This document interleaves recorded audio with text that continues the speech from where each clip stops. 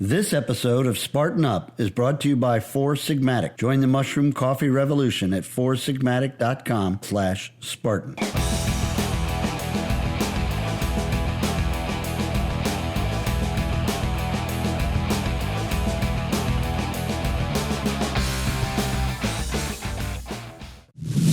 Welcome back to Spartan Up Podcast. We've got a really cool one. You and I interviewed this guy together, Sal Di Stefano, Mind Pump. And the idea is... And for those who are listening only, what is that you just pantomimed? We're pumping our mind. I pointed at my head, mind, and I flexed my huge muscles, pump. No, but this guy is going to show people how to completely turn fitness on his head. Incredibly entertaining guy, first of all. What a personality. This guy's great. Funny. But he also said everyone's doing fitness a certain way, and they're getting limited results. And they've figured out ways to do some simple things, turn it completely on his head, just get way different results, way better. Yeah, they could change the way anybody thinks about their fitness. Yeah, really incredible. So I loved what this guy had to say. I think people are going to take a lot from it. We got Marion on my right. Hello. Who is usually behind the camera, behind the scenes, making this all happen. We got Iceland Mike back there today. Got Iceland Mike back there today because we are in Iceland. Mike who's not in Iceland because he's next door in Norway, dog sledding. That's right. He's in Norway dog sledding. Tim Nye is not here. Yep. But his best friend Sefra is. Oh, what an honor. Yeah. It was hard to get here without Tim. Knife. You kept saying only if Tim will come. I know. But Joe made you come. Joe from Queens is here. So Joe from Queens. And I'm Dr. Johnny. So, hey, come on back. We're going to talk about this, and it's going to be fantastic. Welcome back to Spartan Up, the podcast. We have Sal Di Stefano from Mind Pump with us today. Welcome. Thank you. Beautiful mantle. We're at Squaw Valley Resort World Championships, and we have Johnny Waite with us, as always.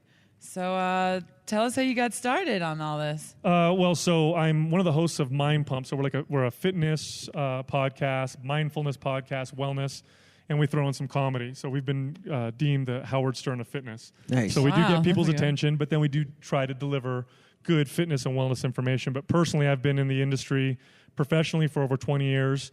And I started as a kid. I was 18 years old as a personal trainer. Managed health clubs, trained trainers, owned my own wellness facility, and then, of course, recently hosting Mind Pump. I like how you bring humor into it. You can say an idea all day long or a concept, but if people don't, listen to it, absorb it, and apply it, then it's not effective. Yep. And one of the most effective things you could do and communicate is use humor and entertainment.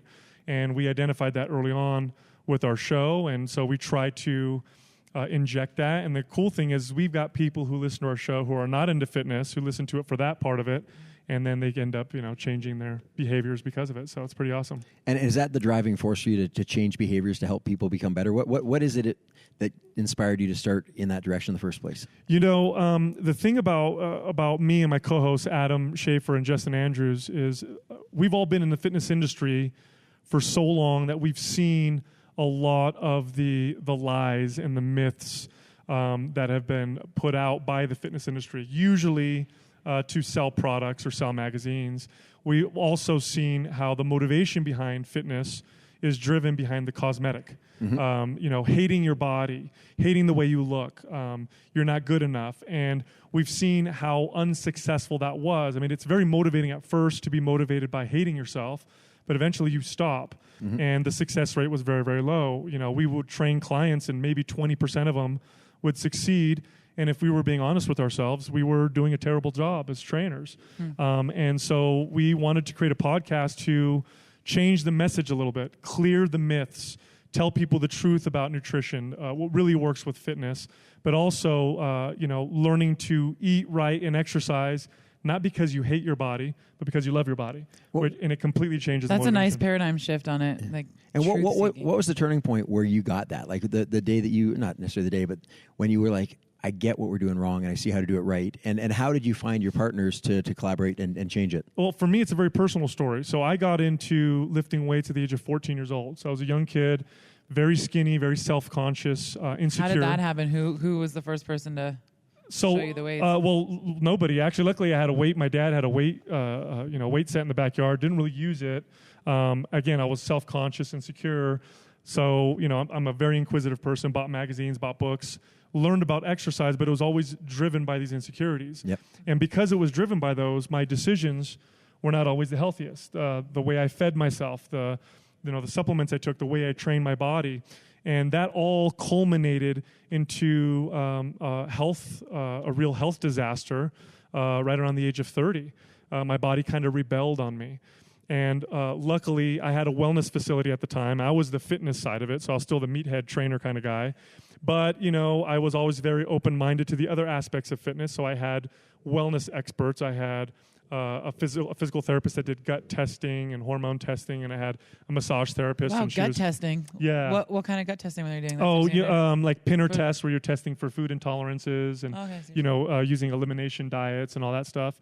I had a massage therapist in there, she was more of the esoteric side, the emotional side of these things. We love esoteric sides.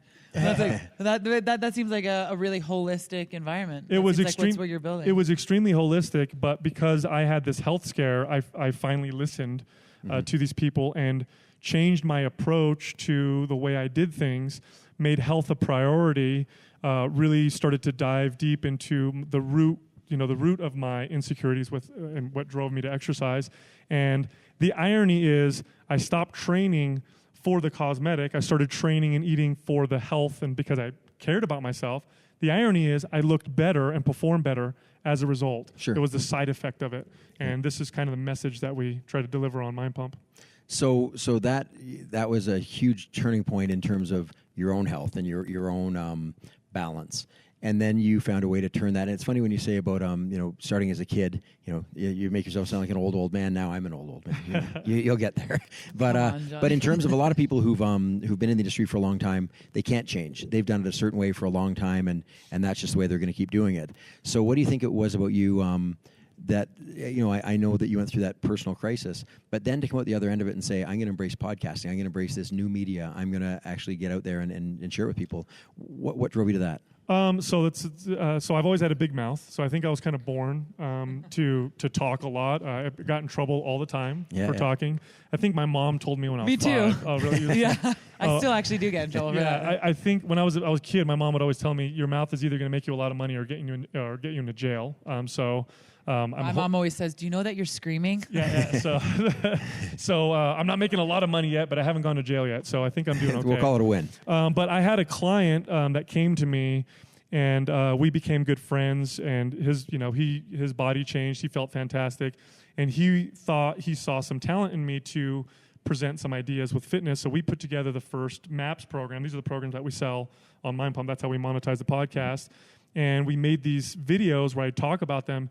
And there's only 2 other times in my life where I felt like I was doing exactly what I was supposed to do. Mm-hmm. It's an incredible feeling. It's not everybody gets to have that feeling, unfortunately. But when you have it, you know it. It's like you're doing something, and you found your purpose. What were the 2 other times? The 2 other times was the first time I became a personal trainer, and the first time I actually led a team when I was managing a team at the age of 19, and then the third time was talking to the camera and talking about ideas. And that's really cool that you can. Sorry, Jay. That you felt that and you identify that, and that's like interesting if people can identify when they feel like they're in their power like that to really make that. So let's expand on that. We're going to take a quick break, and we're going to come back and want to hear you talk about how other people can find that same feeling.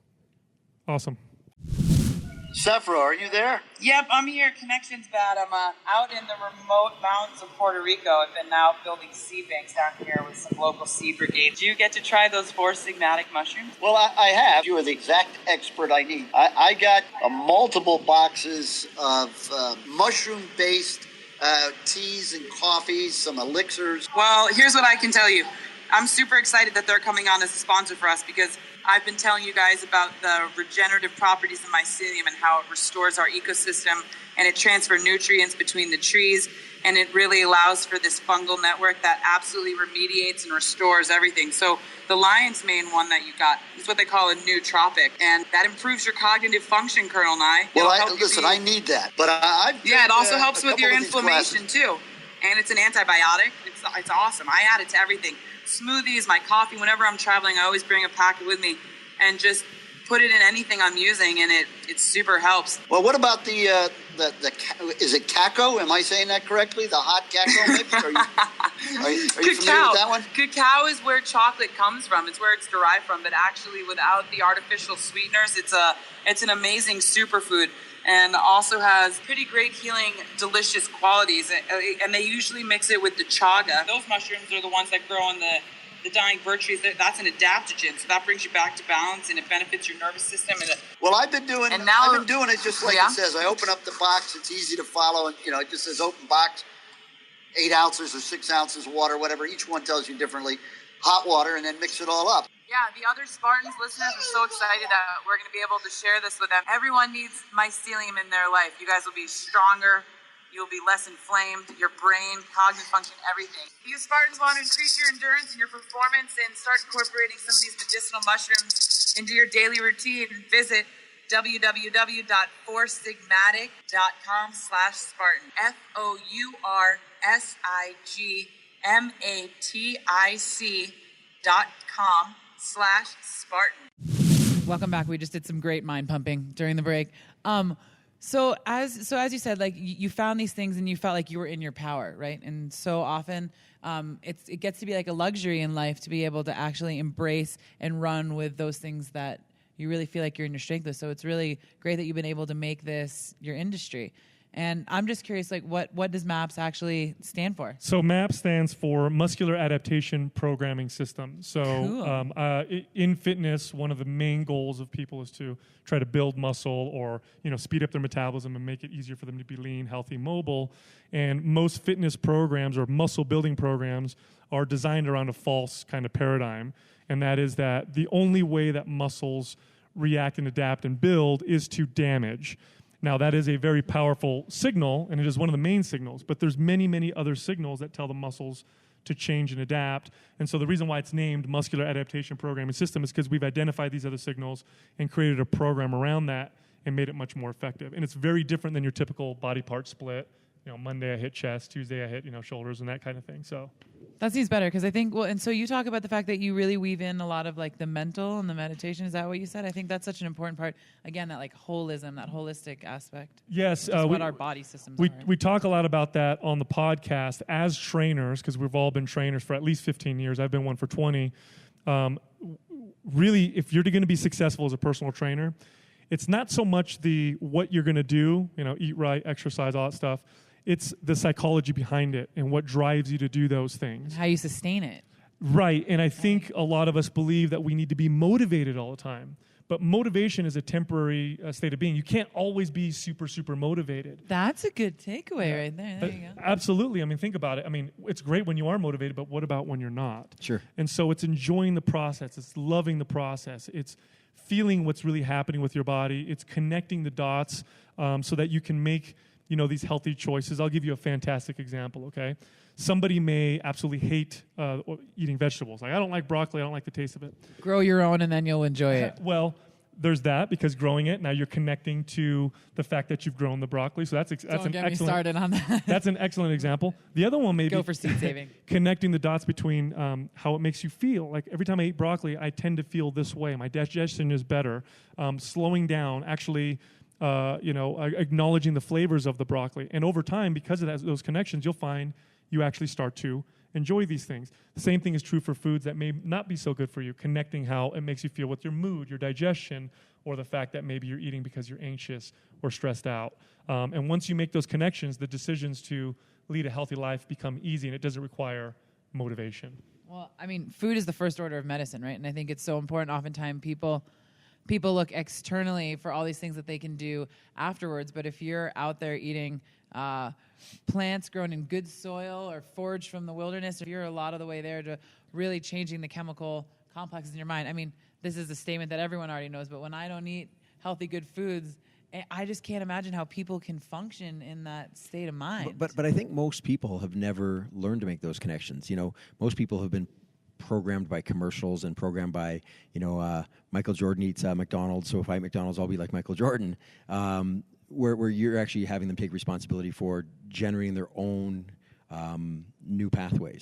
What we need to understand is that people are in a state of unconscious incompetence. Okay, in other words, they don't know that they don't know. Yeah, sure. And you need to bring them to a state of conscious incompetence before you can move forward.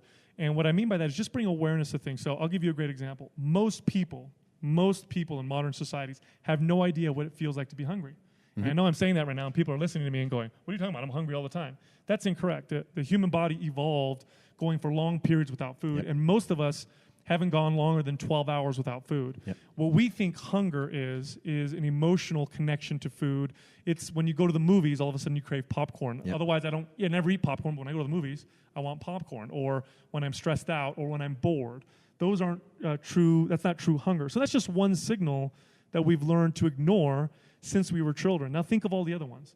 Think about all the times you were forced to clean your plate when you were a kid. Mm-hmm. Now you're ignoring the signal of satiety. Or think about as an adult when you're told to restrict yourself. Can you define satiety for us? Being satiated. I've never heard it in that form. So satiety, many of us attribute feeling stuffed and full with satiety. Most of us learn to hijack that signal by changing our food choices or changing our flavors. Let me give you an example. You're eating a big, Thanksgiving dinner, and you're done. You're stuffed. You just ate this huge savory meal of turkey and mashed potatoes. All of a sudden, dessert comes out. All of us, all of a sudden, find that we have room to eat more. Yeah. What we've done is we've actually hijacked our brain signals of satiety, and we've learned to do this rather than listen to them and connect to them. Well, and I think, not to interrupt you, but it's interesting because you think about these blue zones that we've talked about, the centenarians, the people that live past 100 years old, often things that they always say is they eat till they're 80% full, till they're not even full, right? And they're eating a lot less. Satiety is, what we need to understand is that the human body comes with all these natural regulators that tell us what to eat, when to eat, what's good for us, when to stop eating. And we evolved with them because if we didn't have them, we would have suffered. Believe it or not, going without food was probably something that we lived with for a long time. But fasting is so good for you. It is, and overeating could be horrible for you. Well, we've really removed ourselves from all signals. You think about 70 degrees. You have air conditioning in California. I have heat in Canada. The car's 70 degrees, the gym's 70 degrees, everything's 70 degrees. And we put on a coat before we go outside, as opposed to actually being in touch with what it feels like to be hot, cold, being barefoot and getting those signals. And we've engineered our society to be in a constant state homeostasis. Yeah, right. And so I love what you're saying about that we can relearn things that we've just completely unlearned societally. So liking bitter foods. Really important, yes. And we forgot. So what would you say? I mean, obviously, that you have a whole program, and people should go check that out, and I want to make sure we give them your website and things before we wrap up. But I just want to ask if you can just, what are a couple of things you'd say to people, hey, if you just can make one or two changes in your life that'll just get you started, these are the things I would do. Number one, don't eat and exercise because you hate your body. Mm-hmm. Eat and exercise because you love your body. It's you feed yourself differently when you're nourishing your body versus when you're punishing yourself. The same thing with exercise.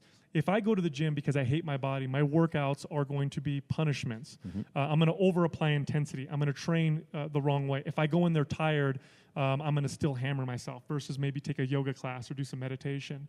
So that would be probably the most important thing that I would tell someone. The second thing is meet your body and your mind and yourself where you're at. So what that means is if I'm in this totally deconditioned sedentary state, it doesn't take much to get my body to change a little bit. It's no different than living in your basement for 30 years and then going out in the sun. You don't need much sun exposure to start getting a tan. Yeah. So you don't need to do much to get your body to change. Right. True. Yeah. No, that's incredible. So nourishment versus punishment, and leave your basement. Yes, absolutely. But start where you are. I really like that. So many people, they want to compare themselves to this when they're here, and the gap is so big that they won't do anything. As opposed to it doesn't take a lot. If you're 350 pounds, walking up the stairs is a great workout. That's it, and don't feel bad about it. It's a practice. I know it's good to set goals. That's always very important, but it's about the practice. It's about doing it on a daily basis. It's about learning your body and moving and enjoying the process. Once you enjoy the process, it's not very hard to maintain consistency. So somebody's watching this, listening to this, they want to do something more with it. How do they connect with you? So we're on iTunes, Mind Pump. We also have a YouTube channel, so we post a video every single day. There's fitness videos. We have some fun videos on there. It's Mind Pump TV, and then our website is mindpumpmedia.com. Cool. Hey, thanks for being here. My mind is pumped. I appreciate Mind it. Pump it up. Thank you, brother. Pleasure. Thank you. We are back with Sal Di Stefano. That was awesome. Yeah. Right? Yeah. I was interviewed by them. They have a podcast, Mind Pump, as you know, and it was an awesome. It might have went on for 2 or 3 hours. And I just stood there, and we interviewed. They had like lights and cameras and this whole thing set up. They have their own studio, right? They have like studio. their own channel. Or yeah, something? their channel, and it's in a CrossFit gym. And I don't know. I just really like those guys. So I invited them to the World Championships, and that's how we got this done. Our studio's a little more nomadic. We have Called a- guerrilla style. The Yeah, reciprocal guerrilla style process studio. of podcasting. Yeah, that guy. You know what? I was like really surprised and shocked about like kind of a lot of the paradigm shifts that he said, and obviously I appreciate the holistic nature with which he approaches the full body and health, and also his humor. I mean, for me, I think like true leadership and true paradigm shifting whatever comes from like being able to laugh, you know? Yeah, sure. And so I appreciate that. The about him. lesson that really like blew that I came home with, and I really have like shared that with a million people since that one, was this idea that so many people work out or eat well because they hate their body, like For the wrong reasons. For the wrong reason, I hate my body. I'm going to work out so I look punish better. it. Yeah. Exactly, Don't hate or I want to be, anything. I want it to look good, whatever. And he said, when I figured out that I could work out because I love my body, I eat well because I love my body. It's like people are always saying, well, I don't care if I live less time if I'm happier. I'm like, you're happier if you're healthier. Yeah. It's not. You're not doing it just to like live longer to punish yourself. It makes That's you just an feel excuse. good. That's an you excuse know? for an addiction. That's all. Whatever the addiction is, could be sweets, could be cigarettes, could be desserts. Permaculture. There's not too many people addicted to permaculture, except one. It's like you don't have a slug problem, you have a duck deficiency problem, right? You need more ducks. That makes no sense. I've Johnny? had lots of duck deficiency problems. Duck eggs are the best for you, Joe. No, Very but, good. hey, but back. Mushroom cultivation in the woods, you get slugs, you need ducks. It's an ecosystem and ecology. Back to mind pumping, Johnny. Johnny. There you go. Look, you see his face. No, it's all good. It's all good. It's all good. Tell me what you just said, because I had a great point with it before we went off into the magical realm. Work out, eat well because you love your body. Oh, yeah, and you know what? And- Exercise because you feel good, not because you live longer. And the other part that he said to that, and in some ways it's counterintuitive to the way we approach things, is he said, meet your body where it is. And that sounds on the surface level like settling. Like, hey, don't push yourself too hard, meet your body where it is. And it's not what he means at all. What most people do is they hate the way they are. They want to be like that guy, so they go try and work out like that guy. And they hurt themselves. They never want to do it again because it sucked. As opposed to, I have a long-term goal to be very fit, very fast, very whatever, but I got to start with where I'm at today. And so one way to approach it is to do nothing. The other way to approach it is to go full tilt crazy before you're ready for it, and you'll never come back to the gym again. Or meet your body where it is, love your body, Sneakers on. nourish your body, sneakers on, like another guest has said recently, and take your body where you want it to go. But it's like, you don't jump in your car and step on the gas and drive straight to where you want to go. You'll crash. You get to where you can get to, right? I sort of understood that one. Which brings us to the other thing he said that I loved, and that was, and you and I talked about this a little bit on I was camera. going to ask you, I was going to say, where's your body at today, Johnny? You know what? I took my body probably a little further than I should have. I've been out at Agogi. We're here in Iceland, by the way, at the Spartan Ultra World Championships. Incredible. Right now, it is 4 in the afternoon. been up Pitch for black 6 outside. It's days. been pitch black for an hour now.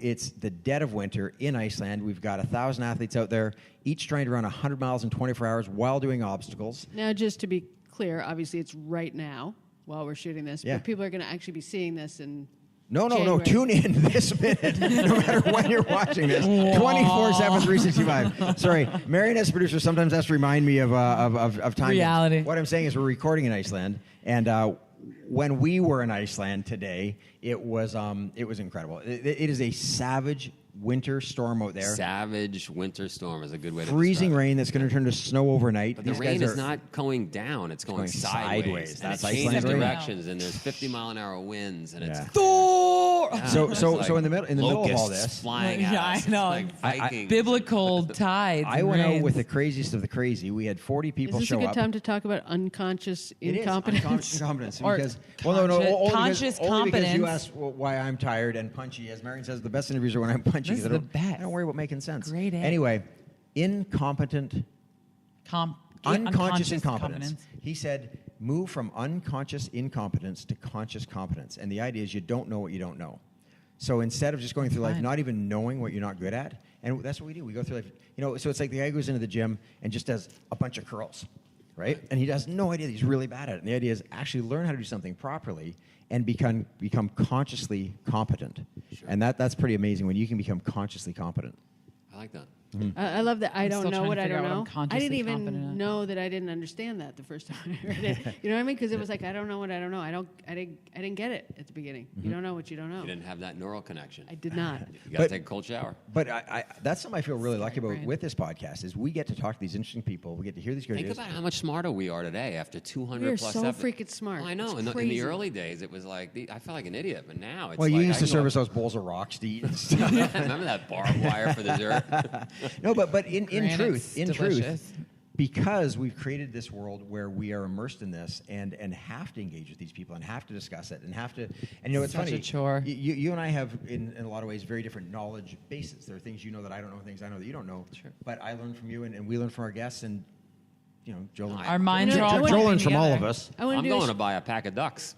I want to do a shout I'll out. to inoculate You have a the duck logs with deficiency for sure. reishi mushrooms. I was thinking we should shout out to Matt Botts, who we never talk about on the show, Oh, but he writes yeah. a lot of the show notes, like Yep. most of the show notes. And he's a guy that is, would not be traditionally thought of as like a super driven person. He Nope. lives I think he's very a driven. unique life, yes. Yeah. But he says by writing the notes on these podcasts every week, He's getting smarter. he's getting smarter. Yeah. They've No. changed the way he thinks about things, And Yeah, Matt, we've created probably, by now, 1 million high-performance or at least minds. like 6. Oh, Or at least six. you know, Either 1 million or 6. I've told you this before, Joe. How many people stop me? So a guy's become a friend through the podcast, Gus Leota, who's out there right now trying to get in his 100 miles out at the Ultra World Championship. Gus is a surgeon, one of the top, I want to say, shoulder surgeons in the U.S., and he listens to the podcast while he's operating. He said he gets smarter every time. I love it. I Yeah. love it. Actually, I got a letter from Harvard. I didn't tell you guys this. And Harvard. And they were pissed off because applications apparently have gone down since our podcast came out. Because they don't need it. Don't need it. They don't I need didn't need it. Well, there you go. We're putting Ivy League out of business here on Spartan Up Podcast. Blessings heterohelix. That's Latin for ivy. How do people find out more?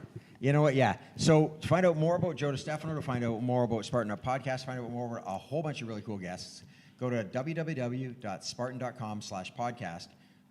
Also very important, go to iTunes and YouTube, subscribe. The reason you subscribe is you don't even have to think about it anymore. You're going to be so busy thinking about these amazing ideas that the guests have, you won't have time to think to check every week. It'll just get pushed to you. You'll never miss another again. We look forward to seeing you. And if you don't want to think and you want to go ride your bike, then go to Green Mountain Trails, which is at Spartan Race World headquarters in Pittsfield. want to ride and my that's bicycle. what Matt Botts builds. Toodles. Boom. Blessings. Blessings. This episode of Spartan Up is brought to you by Four Sigmatic. Join the mushroom coffee revolution at foursigmatic.com/Spartan. Thank you for watching another epic story of success. If you like our message, please share Spartan Up with your friends and subscribe on iTunes, YouTube, or wherever you catch our show, maybe in the woods. Spartan Up is brought to you by Spartan Race. To find a race near you, visit Spartan.com.